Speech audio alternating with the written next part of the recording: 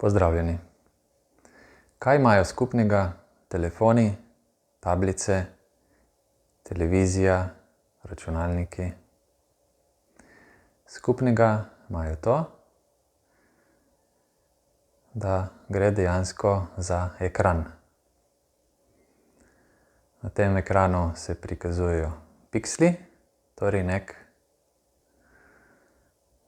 virtualen svet, virtualna slika, seveda podprta tudi z zvokom, ampak kljub vsemu gre za neko umetno sliko. Kar je še bolj pomembno pri teh ekranih, je to, da imajo skupno, dajmo reči, lastnost, in ta lastnost je, da nam, ljudem, jemljejo pozornost. Vsak ekran nam jemlje pozornost. In sicer iz našega centra, iz naše sredine, dajemo s tem pozornost nekam navzven, pa to niti ne bi bilo tako napačno, če bi se ozrli v naravo in v naravne barve, ker pa gledamo dostikrat na teh ekranih umeten svet, polepšan svet, neresničen svet, skratka, gre naša pozornost tam, kjer dostikrat nočemo, da gre. Kajti pozornost velja danes za najdražjo dobrino, za najbolj pomembno dobrino, s katerim razpolaga človek. Ker pozornost ustvarja. Tam, ko damo pozornost, tam teče energija.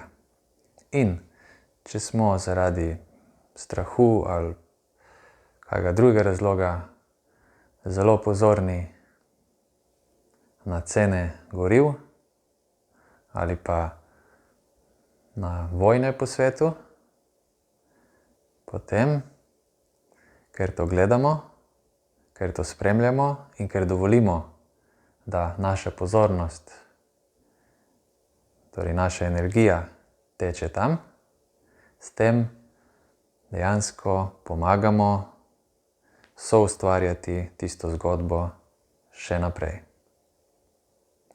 Pa ne samo to.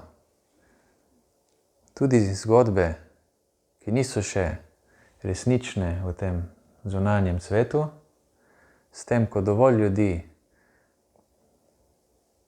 ponudi svojo pozornost tem zgodbam preko ekranov, se te zgodbe kratko malo, v zelo kratkem času tudi pričenjajo uresničevati. Zato imamo danes take bujne oziroma pritegajoče se naslove, ki pritegnejo našo pozornost, če seveda nismo pozorni na to pozornost, kam damo našo energijo. Morali bi jo dati v naš center, ker le tako lahko ostanemo mirni, osredotočeni in imamo s tem tudi možnost videti svet tak, kakršen v resnici je.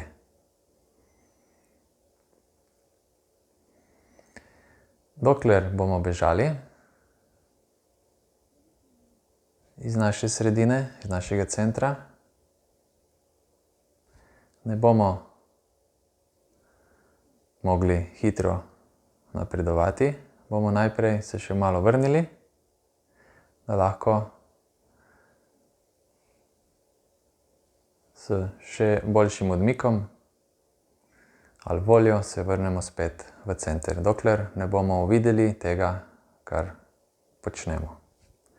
Ne smemo dovoliti namreč, da nas naprave ali ekrani, tehnologija popolnoma prevzame. Posebno ne otrokom. Ne smemo dovoliti otrokom tega.